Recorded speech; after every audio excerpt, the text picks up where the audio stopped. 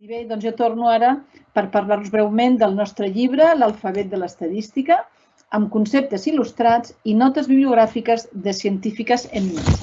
Aquesta és una iniciativa coral dins dels projectes del GRBio Divulga i aquí podem veure els autors del llibre. La Conxita i a mi mateixa, que ja ens coneixeu, a la Giovannina Alarcón, que coneixereu de seguida, i en el Claus Langor de la UPC i en Jordi Ocaña i l'Antoni Miñarro de la UB. Doncs bé, m'agradaria començar explicant-vos d'on va sortir la nostra primera idea. La primera idea d'aquest llibre va sorgir fa uns 2 anys visitant un museu. Doncs resulta que havia anat al març del 2019 a fer una xerrada al Centre Basc de Matemàtica Aplicada, el que se'n diu el Beckham, i vaig allargar el cap de setmana. Pensava anar a fer un tomb pel Guggenheim, però em van parlar del Museu de Belles Arts de Bilbao, on feien aquesta exposició que es deia ABC, el alfabeto del Museu de Bilbao. I d'aquesta exposició van fer aquest petit llibre que ara esteu veient en pantalla. Doncs aquesta exposició em va agradar moltíssim, em va arribar molt endins, potser pel factor sorpresa, potser per la seva originalitat, al mateix temps per la seva senzillesa. Aquesta exposició és un relat magistral on les obres artístiques s'han reunit al voltant d'un concepte literari i no d'una etapa o d'un estil. I n'hi havia 31 sales. Dic hi havia en passat perquè crec que ja no es fa, una per cada lletra de les 27 lletres de l'alfabet basc, més els dígrafs LL, TS, TX i TZ. Com ens diu en el pròleg d'aquest petit llibre, i llegeixo literalment, Borges decía que el paraíso tiene forma de gran biblioteca, pero bien podría ser la de un gran museo.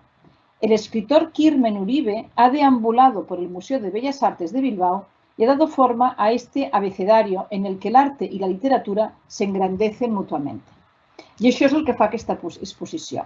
Per a cada lletra escullen un concepte, per exemple, per la lletra A escullen art, per la B Bilbao, per la M mare, i al voltant de cada un d'aquests conceptes es recullen obres d'art, que tant poden ser pintures, com escultures, com fotografies.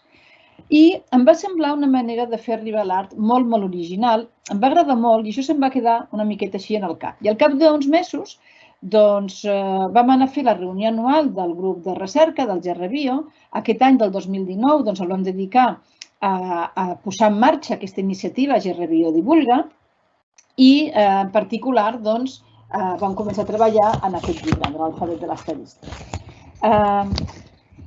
Aleshores, perdoneu que m'acabo de fer un embolic. Perdoneu un segundet perquè he perdut una cosa i... Doncs bé, aleshores, com us deia, entrant ara una miqueta més en matèria, us vull fer algunes pinzellades i vull ressaltar 3 punts. El primer punt que vull ressaltar, veieu que hem dit un passeig il·lustrat, tot està molt pensat. Doncs bé, lligant amb l'inspiració de l'alfabet del Museu de Bilbao, vam tenir clar que la part artística havia de formar part del nostre llibre. No sabíem molt bé com. I aquí, una altra vegada, el David Bueno, que ja ha mencionat la Conxita, es va posar en contacte amb l'Alba Noguera, que és biòloga i és la il·lustradora i l'artista d'aquesta obra. L'Alba va rebre el primer esborrany de cada concepte, es va entusiasmar, els va interioritzar, ens va fer propostes d'esbossos i es va anar comentant i adaptant. I les il·lustracions, diguem-ne, que veieu són al final de tot aquest procés. Les il·lustracions, com ara veureu, de vegades, ja veieu aquí en aquesta pantalla, de vegades representen l'exemple que fa de fil conductor del concepte. D'altres com un petit enigma i que es pot invitar a buscar el lligam i augmentar una miqueta la curiositat. Però són totes d'un nivell de detall molt, molt minuciós. Fixeu-vos en aquestes 4, són molt naïf. Per exemple, què veiem? Unes cabines amb uns esquiadors. Doncs aquesta il·lustració es relaciona amb la lletra Q, de quartil, del concepte de quartil. El concepte de quartil inclou la mediana com a mesura, que és el valor que ocupa el lloc central d'un conjunt de dades ordenades, que segurament és un concepte que ja expliqueu en alguna de les vostres classes. I què fan aquests escoltes? No sé, primer n'hi ha un a la part de dalt, després n'hi ha 4. Doncs bé, això ens condueix a la V baixa, de variància, que mesura la variabilitat d'un conjunt de dades. Doncs bé, part del nostre, diguem-ne, de la idea d'aquest llibre era, com us deia, unir l'art amb els conceptes. I aleshores, els conceptes, evidentment, és una part molt important, i aquí veieu que que el llibre cobreix un concepte per cada una de les 26 lletres de l'alfabet català, exceptuant o no incloent la C trencada i la L geminada, perquè no vam trobar cap concepte que comencés per aquesta lletra. I aquí el que podeu veure que apareix mitjana, apareix freqüència, apareix correlació. Bé, de fet, el llibre no cobreix els 26 conceptes més rellevants de l'estadística, sinó els més rellevants dins del nostre parer a dins de cada lletra. Bé, teníem clar que per cada concepte havia d'haver-hi un exemple senzill, entenedor, més quotidià i que ens fes una mica de fil conductor. I amb això s'han basat aquestes imatges. Bé, confiem haver-ho aconseguit i segurament alguns conceptes són més reeixits que d'altres. De fet, per llegir aquest llibre no cal fer-lo ni d'una tirada ni en ordre i podeu agafar i obrir una pàgina a l'atzar. I, per exemple, mira, resulta que jo acabo de fer-ho i m'he trobat amb la lletra R, R de regressió. I què veig? Veig aquí un motorista. Sabeu d'on surt? Sabeu on va aquest motorista? Doncs resulta que ens hem encarregat una pizza i ens està portant la pizza. I, clar, ens esperem i ens preguntem, i quant de temps trigarà? Doncs bé, els de la pizzeria, si volguessin, ens ho podrien dir, perquè resulta que han fet una anàlisi de regressió amb les distàncies dels clients i del temps que triguen dels darrers 30 dies. Bé, de fet, la veritat és que jo soc bastant ordenada i he seguit l'ordre i m'he anat a l'AS. I aleshores resulta que a la S veig aquí uns escolars amb la toga i el barret, il·lustrant aquesta S de supervivència. Què és això de la supervivència? Que estrany, quina relació hi ha? Bé, de fet, el concepte de supervivència és molt important en l'estadística o més concretament en la bioestadística i al darrere d'aquest concepte hi ha molts avenços en l'àrea de la salut, des dels assajos clínics, per exemple, quan mesurem el temps que triga en sortir símptomes des d'una infecció. Ara ho tenim bastant clar, que el temps d'incubació, que l'estem calculant, o el temps de sobreviure a una certa malaltia. Però escolteu, què té a veure això amb aquests escolars i amb aquests barrets? Doncs bé, és que també es pot aplicar a calcular, per exemple, la probabilitat que un estudiant que s'acaba de graduar i que un mes després encara no té feina, quina seria la probabilitat que al cap de 3 mesos ja estigués treballant. Per tant, diguem-ne, té aplicacions en moltes altres àrees. I d'aquí me'n vaig a un altre concepte, amb una de les il·lustracions més boniques que creiem totes nosaltres, on veieu aquí Barcelona als peus del Tibidabo, veieu el Born, veieu la Casa Batlló, aquí cal a vegades una lupa per veure molts detalls.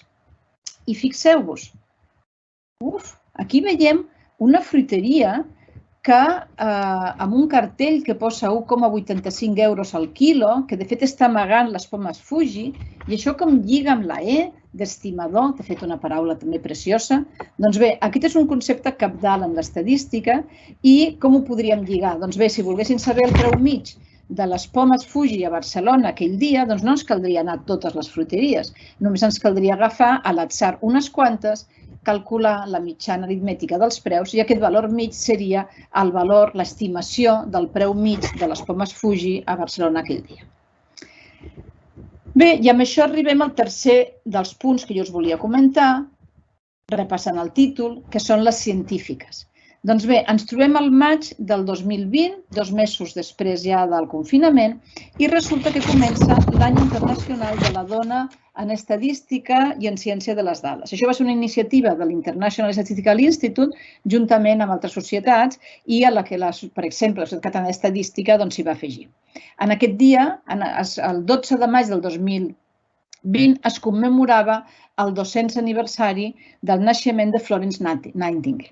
Florence Nightingale, potser aquests darrers dies se n'ha parlat molt, perquè era molt coneguda en infermeria, de fet el 12 de maig és el dia dels infermers i de les infermeres, però no va ser tan coneguda per les aportacions en estadística.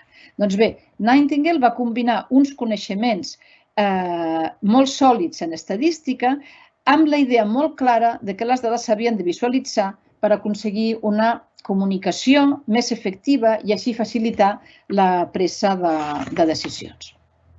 Aleshores, coincidint amb aquest any de l'estadística, el que ara mostrarem, el llibre mostra la presència de 26 dones que van ser cabdals en el progrés de l'estadística. Hem escollit aquestes 26 científiques, una dona per cada lletra, no perquè estigui relacionat amb el concepte, sinó perquè totes elles són pioneres, són una mica transgressores per la seva època i d'una important rellevància científica, social, institucional i feminista. Bé, no va ser sempre fàcil l'elecció, perquè hi havia moltes més dones, però el que vam voler també, d'una banda, va ser oferir una representació geogràficament àmplia, alhora que amb aportacions en diferents àrees de l'estadística. Finalment, les nostres 26 dones recorren 4 continents i 11 països. I la primera, començo destacant a Marta Aliaga, que va ser una estadística argentina que es va graduar en matemàtiques a la Facultat de Ciències Exactes de la Universitat de Buenos Aires i després va fer el màster a Santiago de Xile. Va treballar primer a la República Dominicana i després als Estats Units. Doncs bé, Aliaga és molt important en el nostre llibre perquè és reconeguda per la seva gran capacitat d'ensenyar de forma fàcil, fent pensar als estudiants com si fossin ja uns estadístics per tal de trobar la solució lògica i sovint relacionar els conceptes estadístics amb temes que fossin més quotidians. Segueixo amb una altra dona, la Molly Orshansky, que va néixer i créixer al barri del Bronx, a Nova York, i es va graduar en Economia i Estadística a l'American University. Orshansky va desenvolupar un índex de pobresa per a mesurar l'adequació dels ingressos familiars amb el benestar familiar. I la seva aportació va ser tan coneguda als Estats Units que va aparèixer com un personatge important a un capítol de la sèrie The West Wing de la NBC, on es tractava el fet que caldria actualitzar els llindars de pobresa per adaptar-los a la despesa actual de les famílies. I si s'hagués fet o si es fes aquesta actualització, això hauria implicat que 4 milions de llars més haurien considerat dintre d'aquest llindar de la pobresa. Bé, la sèrie tractava un tema real i molt important, tot i que no era gaire exacte històricament. Per què? Doncs perquè Molly Orshansky estava representada com una immigrant de l'est que s'havia inspirat en la pobresa a Polònia durant la Guerra Freda, quan en realitat ella era americana, era filla d'immigrants ucraïnesos, va néixer al Bronx, va néixer a Nova York, les havia passades molt magres al cor mateix d'Amèrica i deia, amb les seves paraules, si escric sobre la pobresa, no em cal bona imaginació perquè tinc bona memòria. I acabo amb una altra de les nostres científiques estadístiques, la nostra col·lega i amiga Susi Bayarri, que desgraciadament va morir massa jove, i es deia Maria Jesús, i la Susi va néixer a Cazorla, al País Valencià. Ella va estudiar i es va doctorar en matemàtiques a la Universitat de València i va estar sempre amb un peu a València i un peu als Estats Units, on acostumava a passar la meitat de l'any, cada any. I sobretot visitava les universitats de Purdue i de Duke.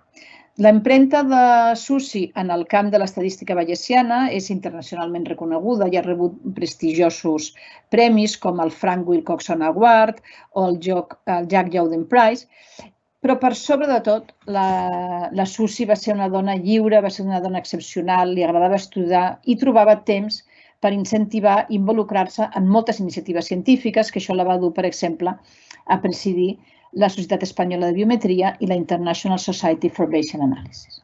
I doncs bé, jo amb això acabo finalment dir-vos que aquest llibre no pretén ser ni una enciclopèdia ni un llibre de text. De fet, a cada concepte només li dediquem 2 planes. Però el que nosaltres pretenem és promoure la cultura estadística i despertar la curiositat i l'estimació per l'estadística. I potser, amb una mica de sort, algú de vosaltres veieu la forma d'aprofitar-lo per treballar conceptes i idees amb els vostres alumnes. I si per tal de fer això cal desenvolupar materials de suport, ja us podem dir que podeu comptar amb nosaltres.